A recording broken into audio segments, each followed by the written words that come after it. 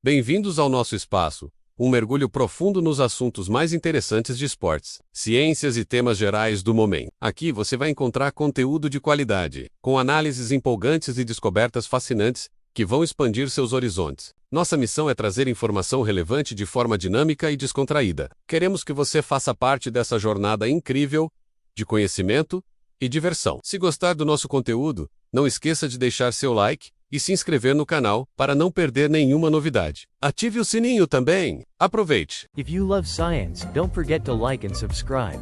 Have you ever wondered why the human voice sounds the way it does? We often think of our speech as a purely biological product, a result of the larynx and lungs evolving for communication. However, a growing field of research known as paleoacoustics suggests that our voices were not developed in a vacuum. Instead, they were sculpted by the very walls that sheltered our ancestors for millennia.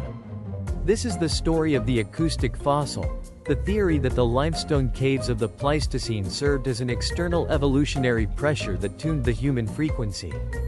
To understand this, we must first look at the geology of limestone. Limestone is a sedimentary rock composed primarily of calcium carbonate. It is naturally porous and prone to creating vast, complex subterranean networks through water erosion. But for an early human, a limestone cave wasn't just a shelter, it was a sophisticated acoustic chamber.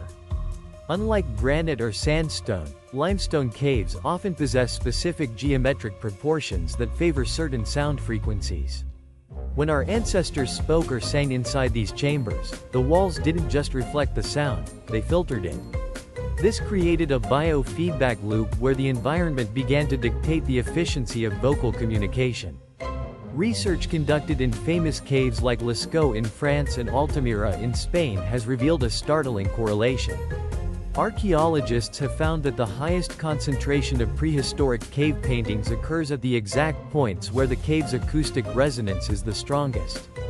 These acoustic hotspots often resonate at frequencies between 100 and 1000 Hz. Interestingly, this range perfectly overlaps with the fundamental frequencies of the human voice.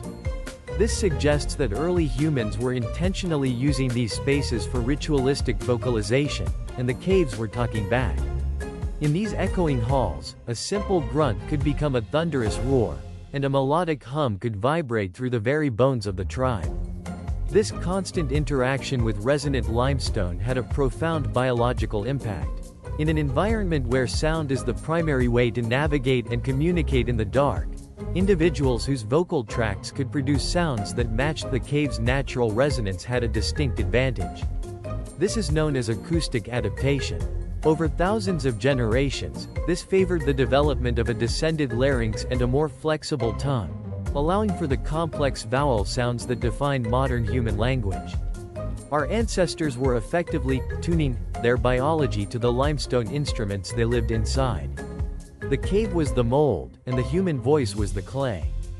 Furthermore, limestone's ability to sustain long reverberation times influenced the rhythmic structure of early proto-languages.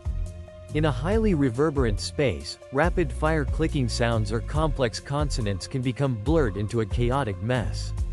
To be heard clearly, our ancestors had to emphasize elongated vowels and pauses, the very building blocks of song and storytelling.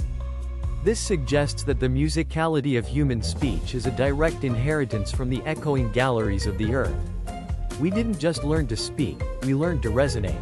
This resonance wasn't just about volume, it was about clarity and emotional impact.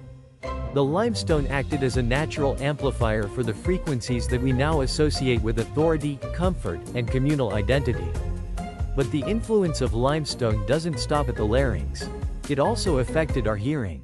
The human inner ear is particularly sensitive to the frequencies that reflect most efficiently off limestone surfaces.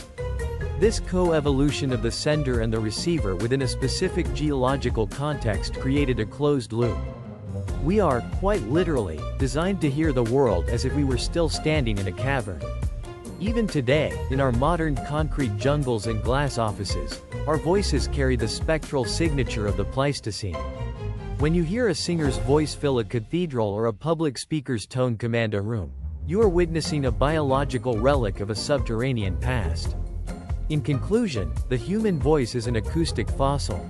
It is a living record of the physical interaction between soft tissue and hard stone. By studying the way limestone resonates, we gain a deeper understanding of why we speak the way we do and why certain sounds feel so intrinsically human. We are not just products of our genes, we are products of our geography. The next time you speak and feel the vibration in your chest, remember that you are playing an instrument that was perfected in the dark, hallowed halls of the Earth's limestone heart. Our history is not just written in stone, it is echoed in it. For more incredible facts like this, don't forget to subscribe and turn on notifications.